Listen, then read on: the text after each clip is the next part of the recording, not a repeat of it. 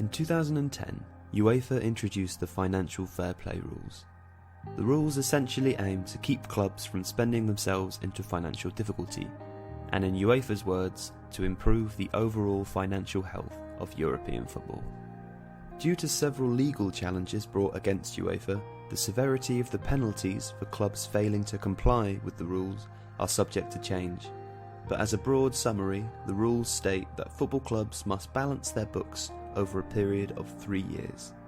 The penalties for failing to do so include temporary expulsion from European competitions, such as the Champions League, fines, and transfer embargoes. With transfer fees climbing every year, and player wages and agents' fees also increasing, how are clubs continuing to comply with the rules and avoiding sanctions? One such method is player amortisation.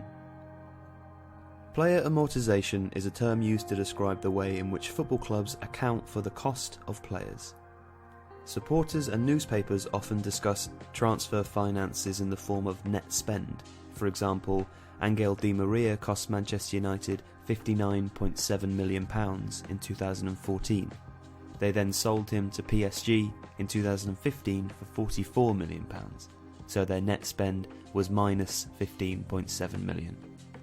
This method fails to include the players' wages and misunderstands the way in which football clubs actually account these costs.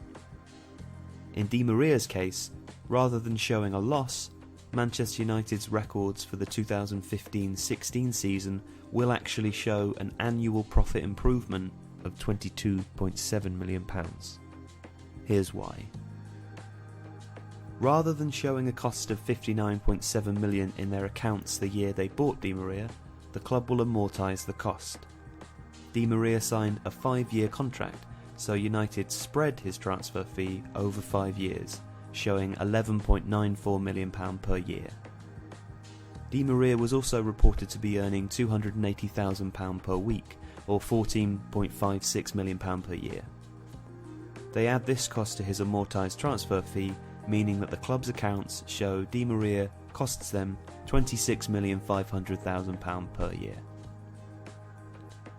When the player was sold 1 year later, the club had only accounted for a fifth of his transfer fee, leaving 4/5 on the books.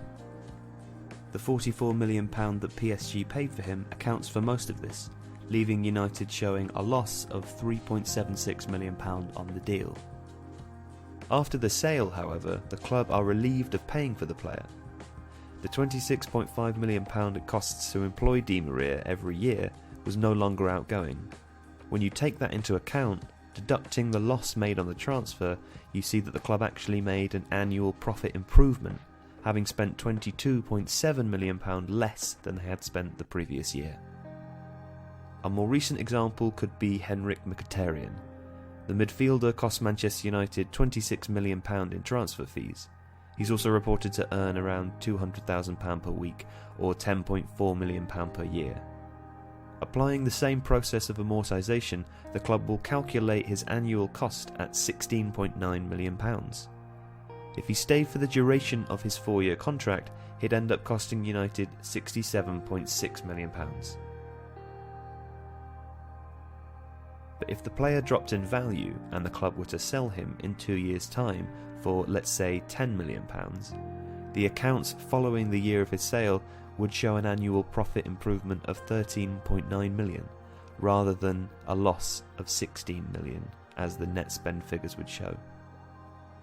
By accounting for the cost of players this way, clubs can more easily avoid the penalties for breaching the financial fair play rules.